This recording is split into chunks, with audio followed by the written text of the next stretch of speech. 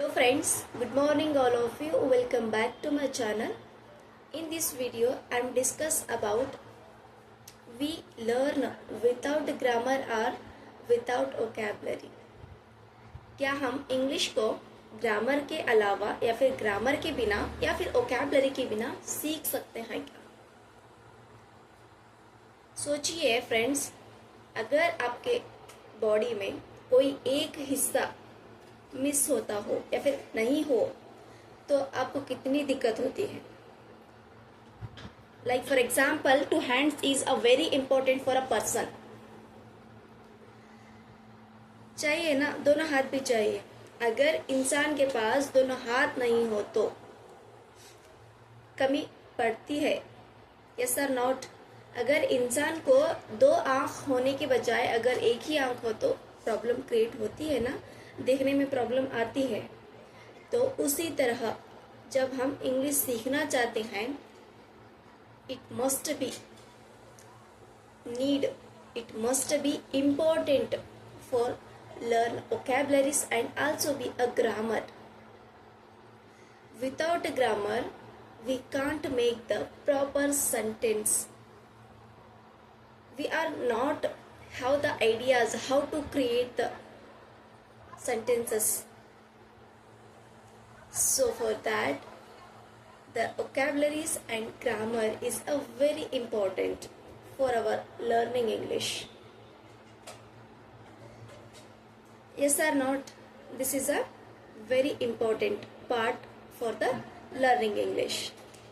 अगर इंग्लिश सीखते हैं, हम एक एग्जाम्पल के तहत बता रही हूँ, इंग्लिश सीख रहे हैं हम, वोकैबुलरीज की बहुत नीड होती है, बहुत ज़रूरत होती है.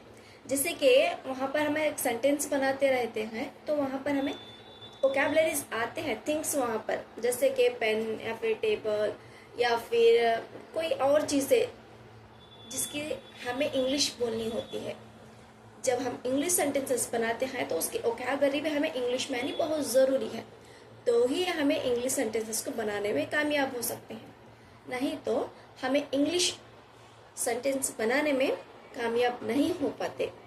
तो वोकैबुलरी बहुत ही ज़रूरी है इंग्लिश सेंटेंसेस बनाने के लिए और बात करने के लिए. तो आते हैं ग्रामर पार्ट. जैसे कि जब हम प्रेजेंट टेंस में बात करते हैं तो वहाँ पर हमें is, are, am, have, has और हैव बीन, हैज़ बीन, इन सारी चीज़ों की बहुत ही नीड होती है. इनके बिना तो हमारी प्रेजेंट टेंस की सेंटेंसेस बन ही नहीं सकते.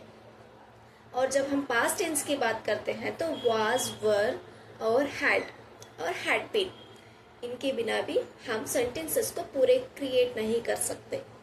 इसी तरह पास्ट टेंस में shall, will, shall have, will have, shall have been, will have been, ये बहुत ही ज़रूरी है. इसके बिना अगर कोई सेंटेंस आप बना सकते हैं तो वो सेंटेंस ही नहीं होता है क्या? नहीं बन सकता. विदाउट ग्रामर हम सेंटेंसेस को बना नहीं सकते. अब आते हैं मेन एक बात पे, एक चीज़ पे. अब हम जब क्रिएट करते हैं सेंटेंसेस को, जैसे कि थोड़े दिन स्टार्टिंग में बिगिनर्स में हम क्या करते हैं, छोटे मोटे सेंटेंसेस को रट्टा मार सकते हैं. But after intermediate we can't make sentence. जब हमें खुद से सोच के सेंटेंसेस को बनानी पड़ती है, स्टार्टिंग में हम छोटे छोटे सेंटेंसेस को रट्टा मारने से हमें सेंटेंसेस आसानी से आ सकते हैं, लेकिन जब हम बड़े सेंटेंसेस को बनाते हैं तो बड़े सेंटेंसेस को रट्टा मार नहीं सकते. हमें ओन क्रिएट करना पड़ता है सेंटेंसेस को. We make the sentence structure. इसके लिए ग्रामर बहुत ज़रूरी है इंग्लिश सीखने के लिए. ग्रामर बोले तो सेंटेंसेस की एक बहुत ही नीड होती है. और जब हम एग्जाम पर्पस बात करते हैं तो overall all articles, part of speech, conjunctions, articles, सब कुछ इन्वॉल्व हो जाता है. जब हम बात करते हैं तो ज़रूरी है ग्रामर भी. ग्रामर के बिना हम बात नहीं कर सकते. मेरा मकसद इतना ही है.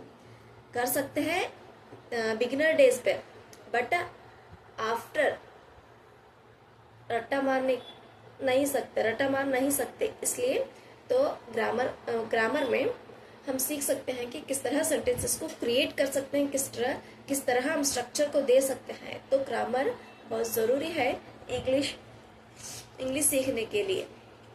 इसलिए ज़्यादा तवज्जो नहीं, बल्कि 100% में एक 40% या फिर 50% तो भी हमें फोकस ग्रामर पर देना चाहिए, और 10 और 20% वोकैबुलरीज पर देना चाहिए, और 30% we are make own sentences. समझ में आ रही है बात? इस तरह हम अपनी इंग्लिश को इम्प्रूव कर सकते हैं विदिन 90 डेज। ग्रामर के जो भी आप प्रैक्टिस करते हैं ग्रामर पार्ट, पर डे एक टॉपिक को चूज कीजिए।